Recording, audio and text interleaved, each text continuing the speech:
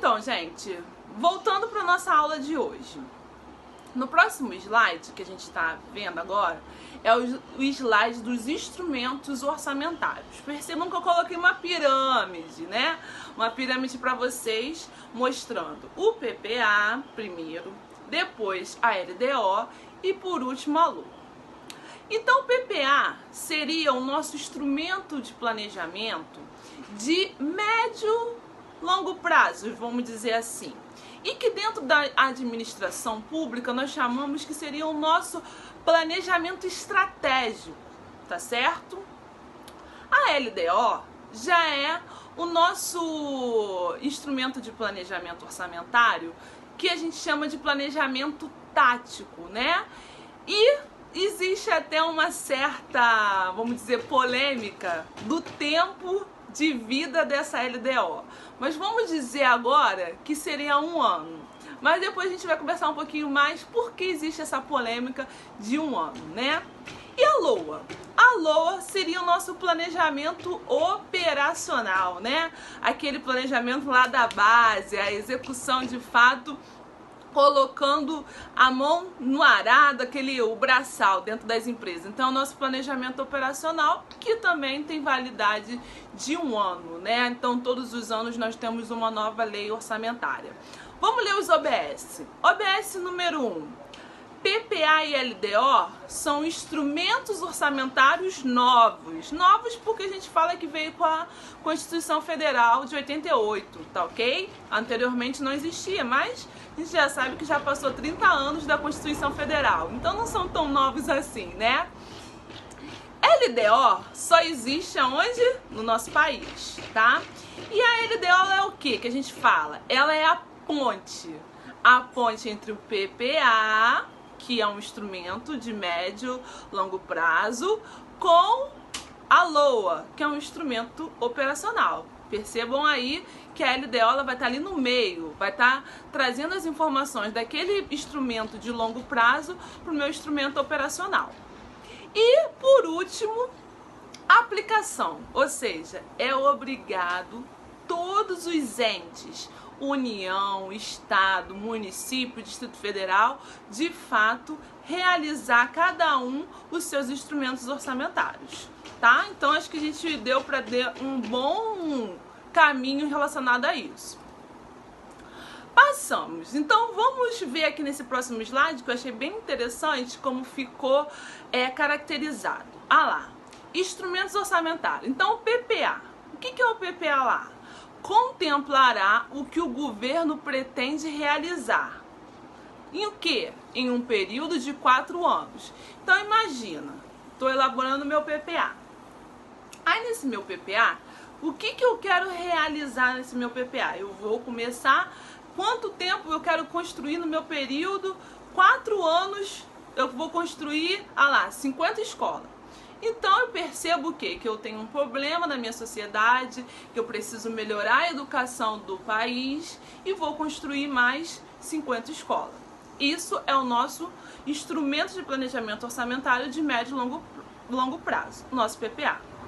Passamos para a LDO, ou seja, tá certo. Você, Marilda, lá, governadora do estado do Rio de Janeiro, quer construir 50 escolas. Mas eu vou conseguir construir 50 escolas no primeiro ano, no segundo, no terceiro? Vai construir como essas 50 escolas, Marilda? Me explica. Então a LDO vai fazer o seguinte, vai falar como que eu vou construir essas 50 escolas que está lá no PPA. Então ela vai nortear a LOA e vai ser a ponte do meu PPA. Então ela vai falar o seguinte, ó, no primeiro ano, eu vou construir 10 escolas, ok? Aí eu posso falar na outra LDO que eu vou construir 5, na outra 25, exemplo, e até chegar às 50 escolas, fechado? Então, eu vou falar o seguinte, tá vendo aquelas 50 escolas que foi definido lá no meu instrumento de planejamento de longo prazo, que é o plano plurianual, que era 50 escolas? LDO vai falar assim, ó, pro próximo ano serão 10 escolas a ser construídas. Aí a LOA vai falar assim, tudo bem, vocês querem construir 10 escolas, mas quanto que custa essas 10 escolas? é o valor disso, tá ok? Então, a LOA, ela de fato vai mostrar o financeiro, tá certo? Então, ela executa os programas concebidos no PPA, ano a ano, estimando a minha receita, quanto que eu tenho de previsão de arrecadação, e fixando a minha despesa, ou seja, quanto que eu vou precisar de recurso financeiro para construir essas escolas. Então, se são 10 escolas, quanto que eu vou precisar? Aqui no nosso exemplo, eu vou ter aqui 5 milhões. Então, 5 milhões vai ser necessário para eu construir essas 10 escolas naquele próximo exercício. Fechado? Então, vamos caminhar mais um pouquinho. Então, vamos conversar aqui agora sobre o PPA. Então, o PPA, lendo aqui o nosso primeiro quadrinho, contempla tudo que o governo pretende realizar no período de 4 anos. Ele concebe os programas para resolver os problemas. Ó, PPA, problema que eu tenho na minha sociedade, que eu transformo em programa. E esse programa vai se transformar em ações. Vamos ver mais à frente. E é considerado um instrumento de planejamento que dá uma visão macro. Quando a gente fala de macro, uma visão ampla, importante para a gestão. Vocês, como gestores públicos, têm que ter essa visão macro das intenções da realização de governo. Então, aqui eu coloquei para vocês a definição pela Constituição Federal. Então, esse meu PPA, ele é o quê? Ele é definido da seguinte forma: ele deve ser feito de maneira regionalizada, ou seja, a ideia é que você veja as necessidades de cada região. No nosso aspecto aqui do estado, veríamos região metropolitana, norte fluminense, noroeste, e aí vai, tá ok? Baixadas litorâneas. E como é que a gente faz isso? Distribuído em 3 partes, que nós chamamos de DOM. DOM, que é diretrizes, objetivos e metas, né? Metas de quem? Da nossa administração pública. Lá embaixo, para as despesas de capital e delas decorrentes, e os programas de duração continuada, que serão executados em mais de um exercício financeiro. Marilda, o que seriam essas despesas de capital? Hoje vamos conversar que seria tudo aquilo primeiro que seria um investimento. Vamos começar assim dessa forma. Um exemplo que a gente falou agora seriam as nossas escolas.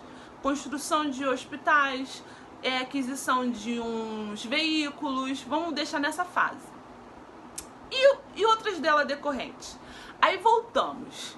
Para construir as minhas escolas, eu tô lá, construí a escola. Só que depois que eu construo uma escola, eu vou ter uma despesa contínua. Como assim contínua? Ó, escola vai precisar de quê? De professores, de todo um arcabouço de administração. Depois eu vou ter que ter uma manutenção ali de material de higiene, luz, água. Tudo isso envolve a construção da minha escola. Ou seja, eu não posso considerar apenas o valor, o custo da criação daquela escola. Eu preciso também colocar quanto que eu vou ter depois continuamente o Estado financiar aquela despesa. Por isso que nós chamamos as despesas de capital, ou seja, aquilo que eu estou investindo, e outras delas decorrentes, que a gente vai chamar de despesas correntes, tá? E veremos muito mais depois quando a gente entrar na aula de despesas correntes. E os programas de duração continuadas, que serão executados em mais de um exercício. E que programas são esses? São programas que a gente tem algum objetivo específico. Por exemplo, sobre o aspecto da educação que a gente está falando então. O FIES, o ProUni, ou seja, são programas que a gente tem que melhorar a questão do ensino superior no nosso país e que a intenção dele é ainda continuar por mais de um exercício. Então esse programa está ajudando a diminuir um problema. Lembra que a gente falou do PPA? Tem um problema na sociedade e aí eu faço um programa. esse programa como FIES e ProUni não está ajudando a melhorar a questão do ensino superior, aumentar as pessoas terem mais acesso à educação? Sim. E ele vai ter mais que um exercício, esse programa? Vai. Então, preciso colocar também no meu PPA, tá ok? Então aqui, gente, no próximo slide, novamente pra gente ler junto. Estabelecerá de forma regionalizada a diretriz, objetivos e metas da administração pública, das despesas de capital e delas decorrentes, olha lá, construção de escolas e hospitais. As delas decorrentes são as despesas derivadas das despesas de capital, ou seja, a contratação de pessoal necessária ao financiamento das escolas e dos hospitais, e os programas de duração continuada, que a gente até colocou, despesas vinculadas a programas com duração superior a um exercício. Aqui um exemplo foi o Bolsa Escola, que foi colocado aqui no nosso slide, tá? Vamos dar uma pausa também agora da nossa aula de hoje e vamos ver mais um outro vídeo que eu coloquei para vocês aí do Senado Federal falando sobre o nosso PPA, tá? Então, daqui a pouco a gente volta.